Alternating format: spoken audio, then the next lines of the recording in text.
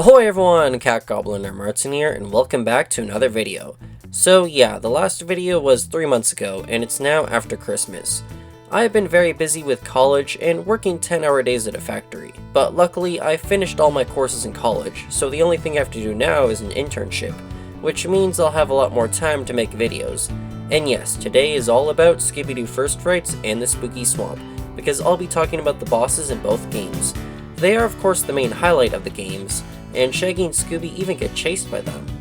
I'll also talk about the mini-bosses, and yeah, I know, I did talk about them way back in my enemy review, but I want the review to be complete with every single boss, and it kinda gives me an excuse to talk about them again.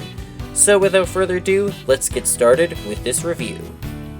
In Scooby First Frights, the first boss is actually a mini-boss found in Act 2 of Episode 1, and that is the Headless Ghost, or as some people like to call him, the Shakespeare Ghost, because he's dressed like Shakespeare, and he's using his head as the skull in Hamlet. Plus, this episode is all about saving the play.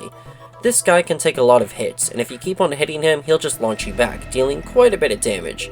He's also got some special moves of his own. He can throw his head at you, and can charge like a football player to knock you down. Though this guy may be tough, you can quickly take him out by ground pounding next to him, and then hit him before he stands up.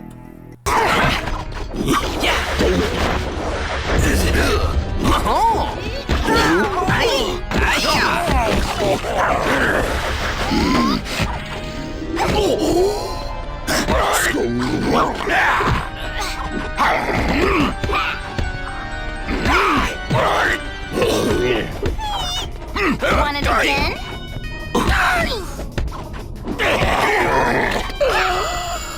I've been bested. In the comparison video, I didn't talk about the chase segments too much because they are pretty much identical, but I forgot to mention that in the Spooky Swamp you do get checkpoints.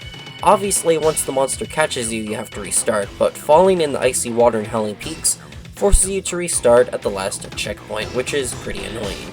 I like the chases in First Frights better because they're more redeeming, as when you fall in a pit you just respawn ahead of the monster, although the Spooky Swamp does have some interesting moments in the chases. I also forgot that in First Frights you can actually take fall damage, if you're really high up though. Anyways, on to Episode 1's final boss, the Phantom, or I guess the Phantom of the Opera. In the first phase of the fight, the Phantom is up on this tower singing. I don't know about you, but I find his song to be kind of hilarious. He reminds me of the Captain Hook enemy rush in the Shrek the 3rd game where he just plays on his piano and sings. In the first phase, you gotta hack the 2 control terminals on either side to drop the lights.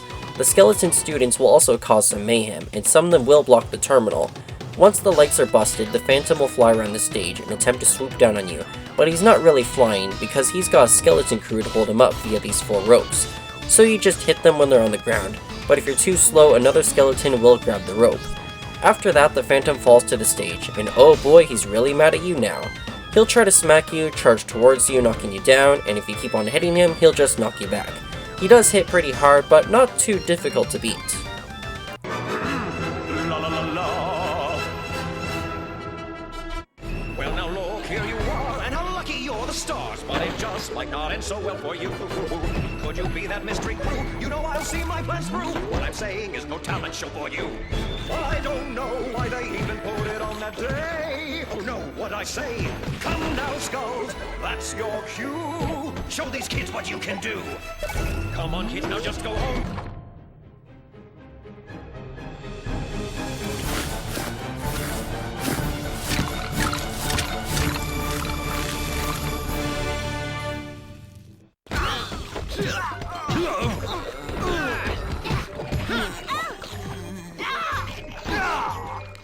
I'll take that.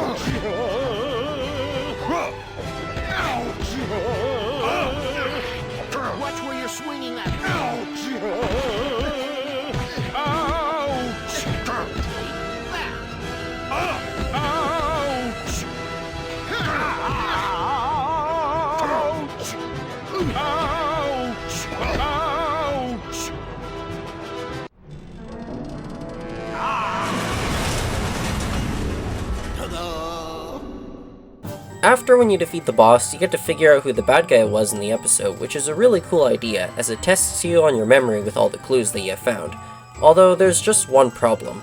The bad guy for all the episodes is always the person in the middle, and in this case, it's Coach Hayes, who wanted to sabotage the play so that he can get his best player to play in the baseball game to raise the odds of his team winning the game.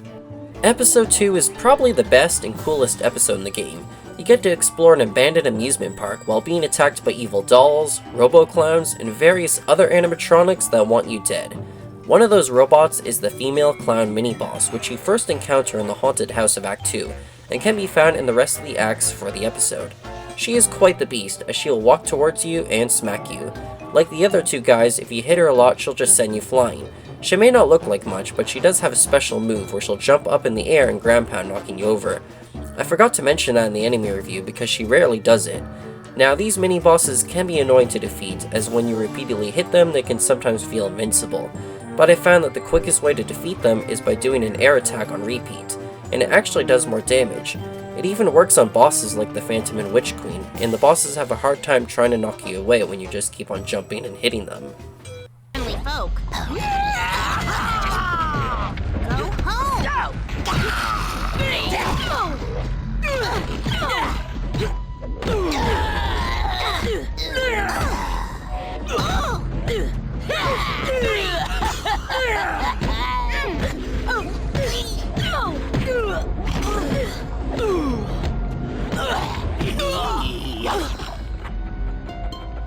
The boss for episode 2 is this giant toy robot with tentacle-like arms, but to fight it you first have to use this terminal to turn it on. For the first half of the fight, the robot will try to hit you with its claw or fist arm, which can send you flying. It takes a while for the robot to lift its arm back, giving you time to hit the exposed circuitry to rip the arm off. With the fists, you need to do an air attack to reach it. With the arms now gone, the robot will use its spare arm to pull out a laser gun and move along the platform. The laser is very easy to dodge. You can jump over it or keep on running around. The robot's gun turns off and it will launch missiles at you through its eyes. This is when you can attack it, but it's a lot easier to deflect the missiles right back. Then in the final phase, the robot is defenseless, so it relies on missiles and teddy bears. At this point you just spam your attack and deflect missiles at its head until it's defeated.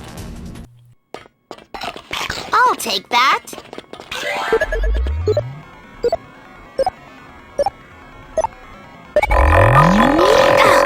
Here we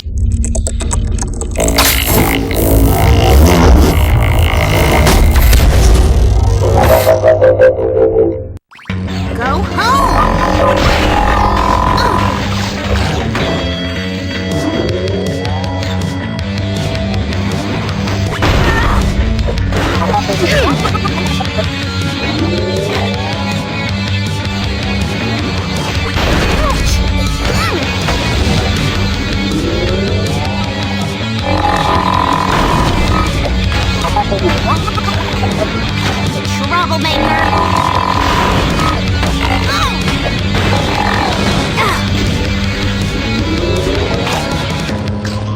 More for the scoop.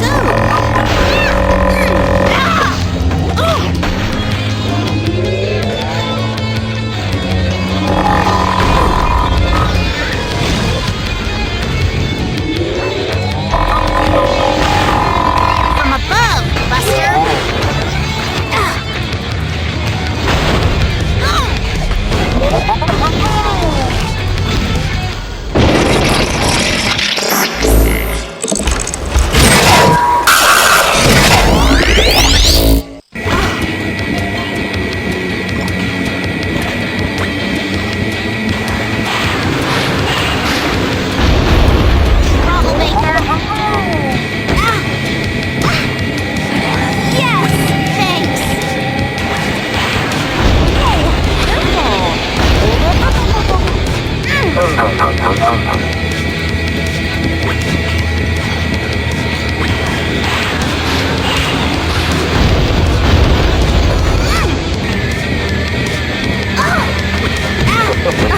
It's gonna take more than that.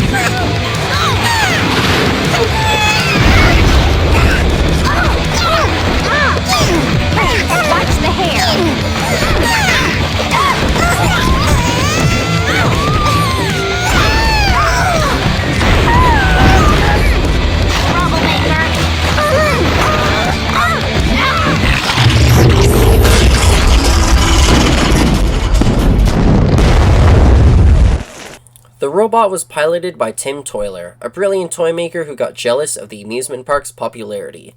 Oh yeah, fun fact, Costington, Coach Hayes, and Tim Toiler are all voiced by Cam Clark, who also voices Liquid in Metal Gear Solid. Tim Toiler, that's the name.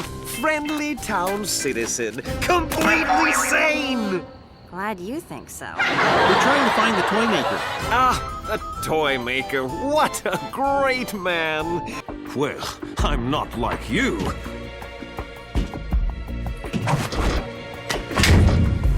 Unlike you, I'm proud of the destiny that is encoded into my very genes.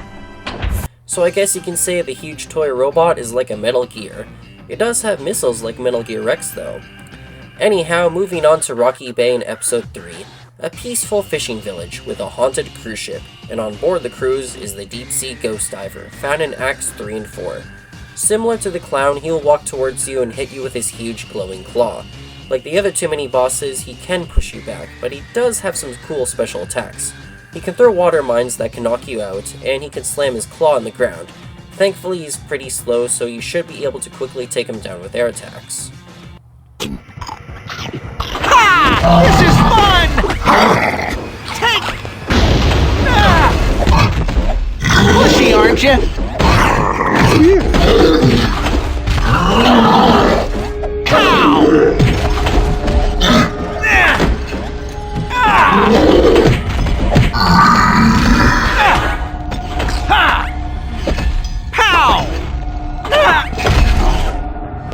Inside the ship lies our third boss, the dreaded sea monster, which is just a giant mechanical lobster.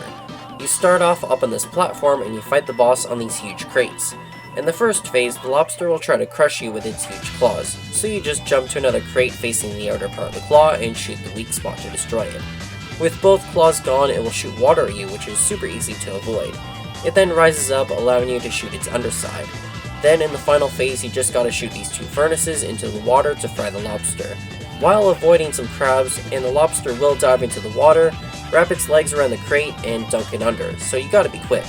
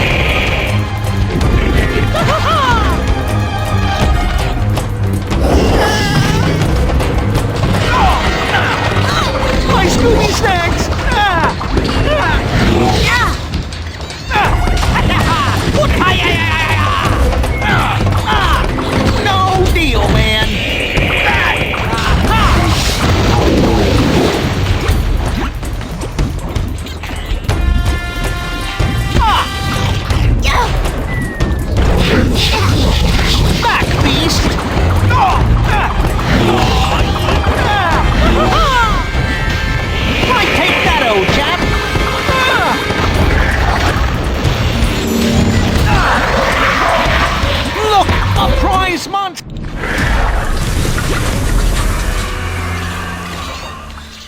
The villains behind the Lobster were Willie and Seth, who wanted to steal the pearls for themselves. And in this episode, you can select either Willie or Seth as the correct culprit. Oh yeah, Numbers and Seth are voiced by James Arnold Taylor, who voices all these familiar characters, so that's pretty cool. The last two bosses are in episode 4, and as you know, episode 4 gets really intense. You got gargoyles, huge werewolves, Shrek, dudes with plague masks that throw grenades, and this evil wizard. Hey, wait a minute, is that a Discman he's got? No way, I got one of those for Christmas too. The wizard can be encountered in Acts 3 and 4. He's got some armor in his left arm which holds his staff, which he uses to fire blue magic beams at you. He isn't super powerful like the last 3 mini-bosses, however he can teleport if you spam your attack or push him off an edge, which makes it pretty annoying to find him in a large room, and he can even teleport right next to you. The best way to stop him from teleporting is by repeatedly doing air attacks.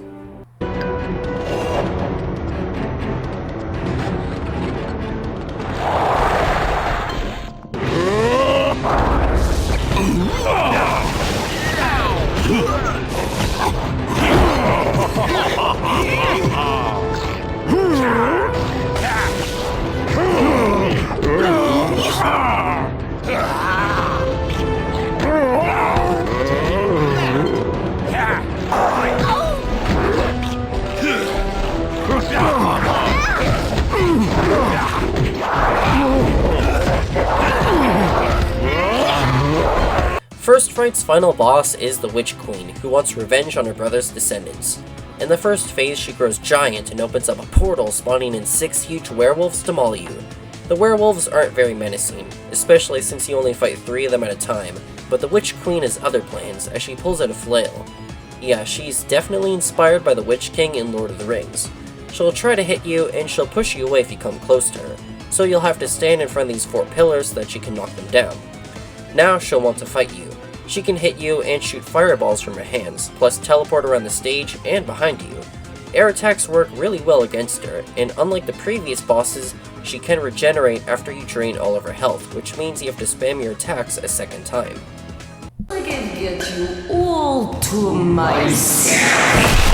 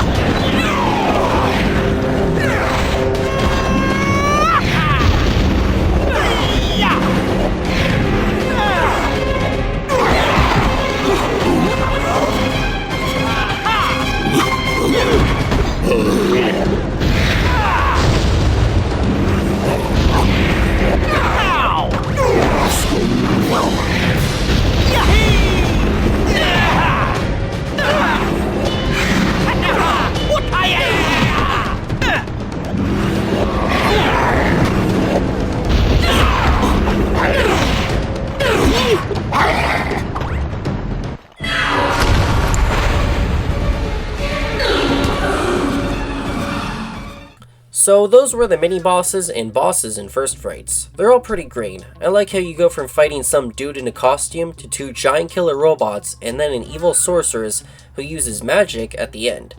Episode 4's ending is also unclear. Is Lady Azarni some lady wanting to get rich, or is she the queen who got locked up in the dungeon by her evil brother and wants revenge? And also, Costington doesn't acknowledge her. The monsters are also interesting. We know that in episode 1 there's students in costumes, episode 2 has robots, in episode 3 the enemies are humans wearing costumes, which means they're guys that Willie and Seth hired. Episode 4 has these guards and miners which look more like orcs or something, plus you got gargoyles and werewolves, but then you have the wizard who looks like he's got technology from that Discman looking thing. I don't know if they could be real or they're just humans or robots with technology, though the game leaves on a cliffhanger. Now let's get to the spooky swamp. The spooky swamp doesn't really have any mini bosses, just enemies that can take a lot of hits, and you usually have to weaken them. But there is one boss when you first start the game, and it's in the swamp. Lila wants you to slay the beast in the dojo, which is just a spider but huge. It's like the little ones where it bites you, except it does way more damage and takes a few more hits to defeat.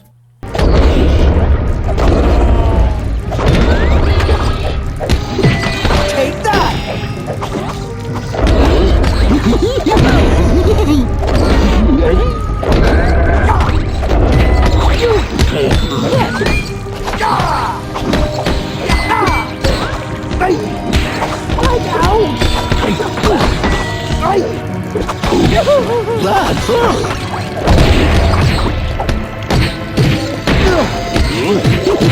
El Muncho is where we fight our first real boss, El Scaryachi. You see, the spider was just a warm-up.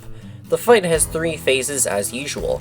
In the first phase, you just throw the colored note cylinders to match that on the piano while avoiding puppets, which then causes this musician puppet to throw his instrument at the boss. Next, El Scaryachi will occasionally tap the floor to reveal some fireworks. All you need to do is steal this barrel of gunpowder from this puppet and throw it at the fireworks. In case you're wondering, the fireworks can't hurt you, and even getting the colored notes wrong doesn't get you killed. Furious with the fireworks, El Scaryachi pulls out his twin water guns to knock you down, though he can instantly destroy his own puppets. Dodging his sprays is super easy, as he can only spray in front, to the left, or right. He gets a little bit carried away, which makes a stage light fall on his head, and that's when you hit him. Do that 3 times and he's a goner.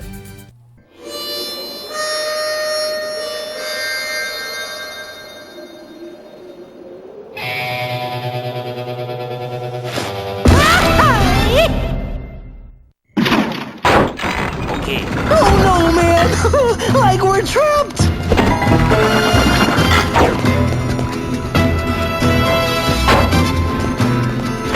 Like real, man!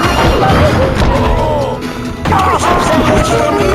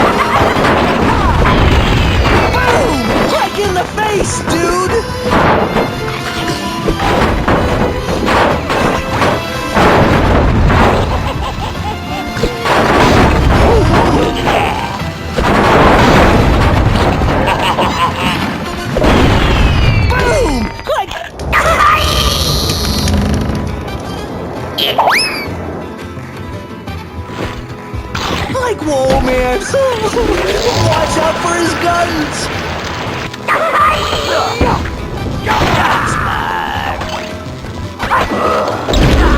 Why am I here?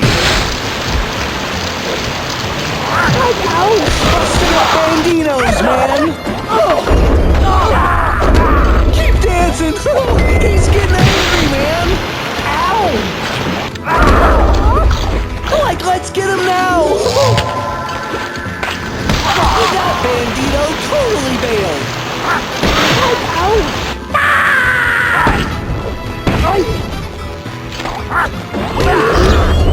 Like, whoa, man. Watch out for his guns.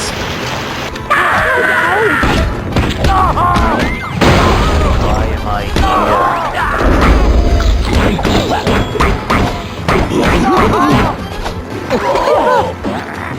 Busted up banditos, man.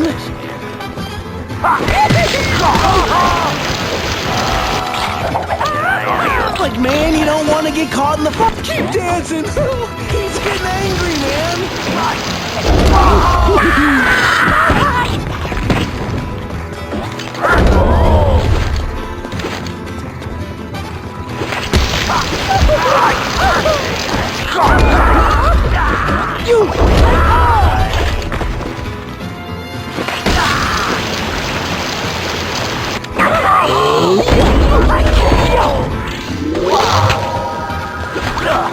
Like, let's get him now!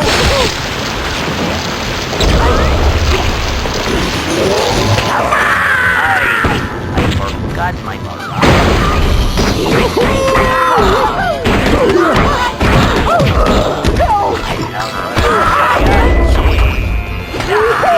Like, man, you don't want to get caught in the fire!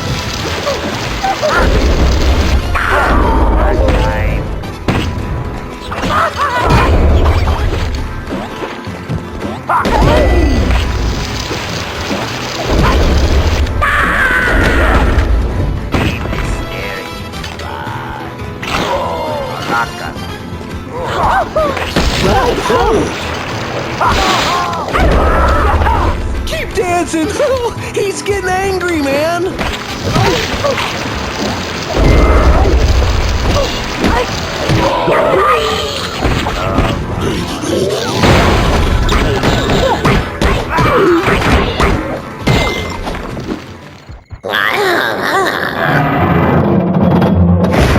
So it turns out El Scaryachi was the sheriff, whose goal was to scare everyone away so they can get his hands on that sweet, sweet oil. On to Howling Peaks, a winter ski resort. Sounds pretty fun. What could possibly go wrong? I would rather visit your cousin than the Phantom any day. Oh, please tell me that was the engine.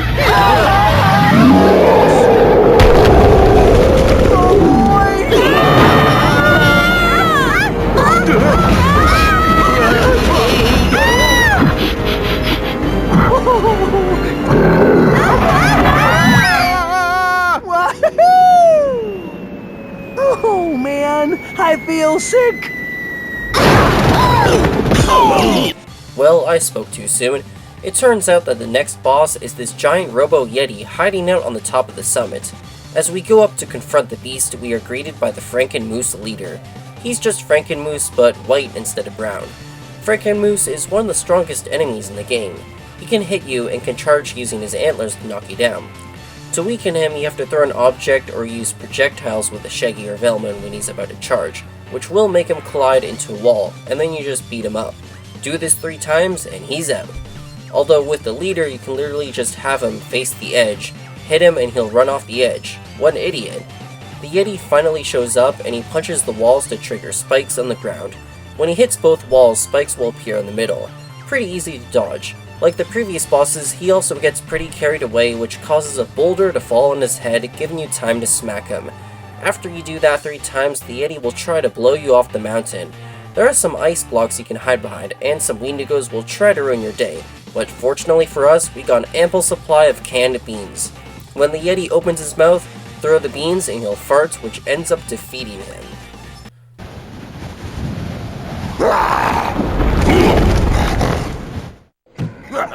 Why, dude, that looks like the Franken Moose leader.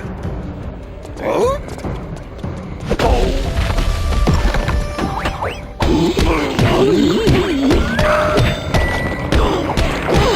No fair, man.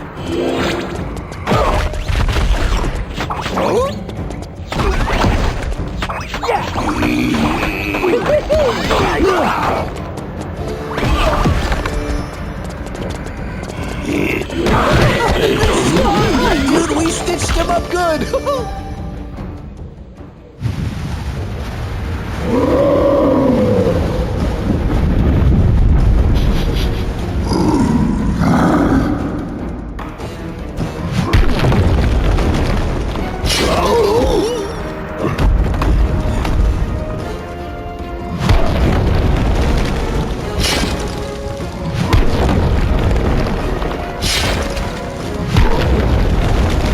Icicles all around!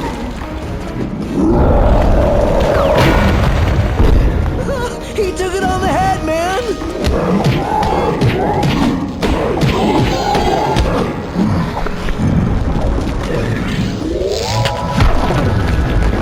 Like sharks everywhere, man!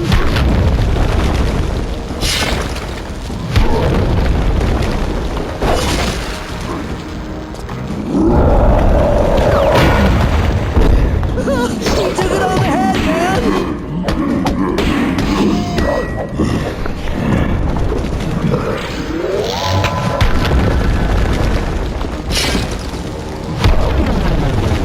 Icicles all around!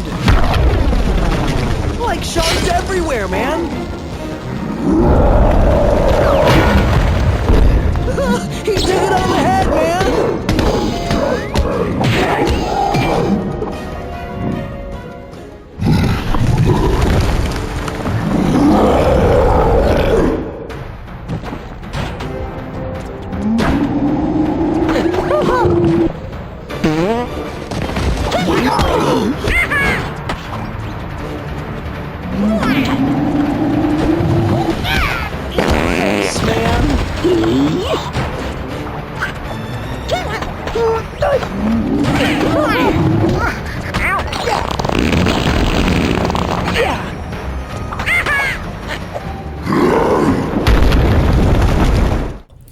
Moose and his buddies were behind the Yeti. Why'd they do it? Well, they wanted to shred the snow without any tourists around, making them have the whole place to themselves.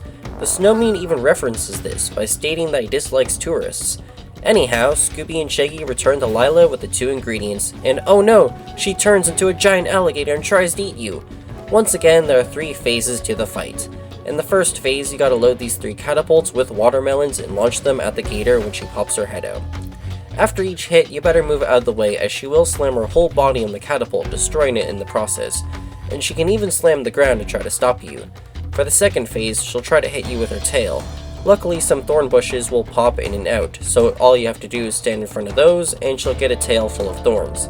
Then for the final part, you just have to throw 3 ingredients which Lila throws down to you into the pot while avoiding being bitten. And yes, she did not turn into the giant alligator. Yeah, like we got it, Scoob. Here. No!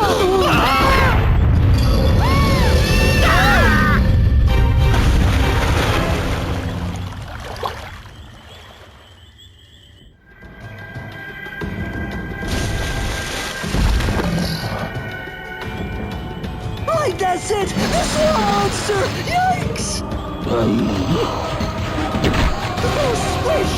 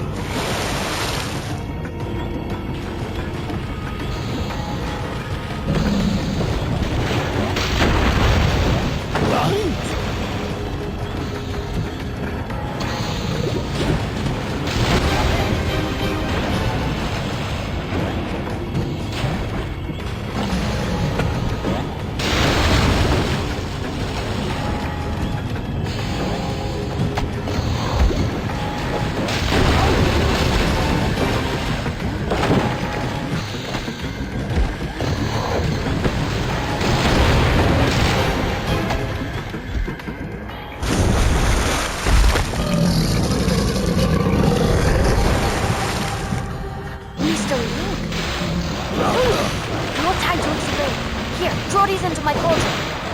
You got it, as long as we get to eat some afterwards.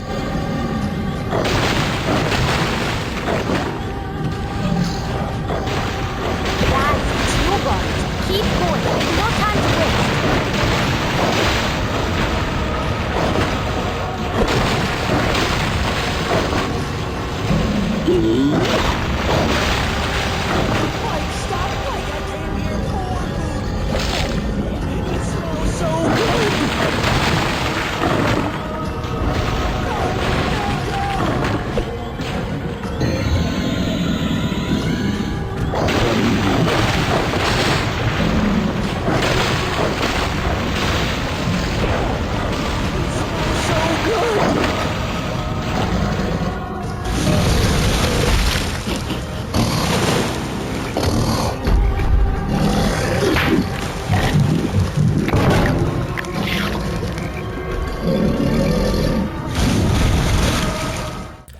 turns out the alligator, whose name is Suji, isn't bad at all. In fact, she was just very overprotective of Lila. The whole reason for this story is to feed Suji a special stew so that they can return to their family, and know what to feed Suji for the journey.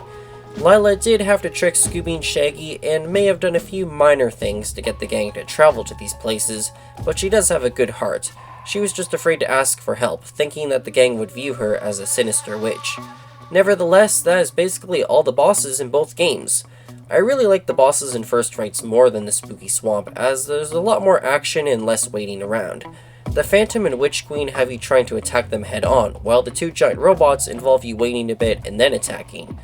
And then of course we've got the mini bosses, which are a nice touch, as they make the levels more interesting, especially when they're paired with other enemies. As for the Spooky Swamp, El Scaryachi is kind of a boring boss. He can only hurt you by the third phase. The Yeti is pretty cool. I like how you have to fight the Franken leader before facing the Yeti, and it's funny how you throw beans in its mouth to make it fart. It doesn't make a whole lot of sense since it's a robot, but it's hilarious nonetheless. And Suji is also a pretty great boss. I kind of wish the Spooky Swamp continued the plot with the Witch Queen, because First Frights leaves on a cliffhanger, but I think it's an okay plot. Anyways, I hope you enjoyed today's review, and let me know down in the comments which one of these bosses was your favorite. I plan on making a Scooby-Doo Night of 100 Frights video next, so stay tuned for that. Please like and subscribe, and I will see you guys in the next video. Goodbye, and have a happy new year.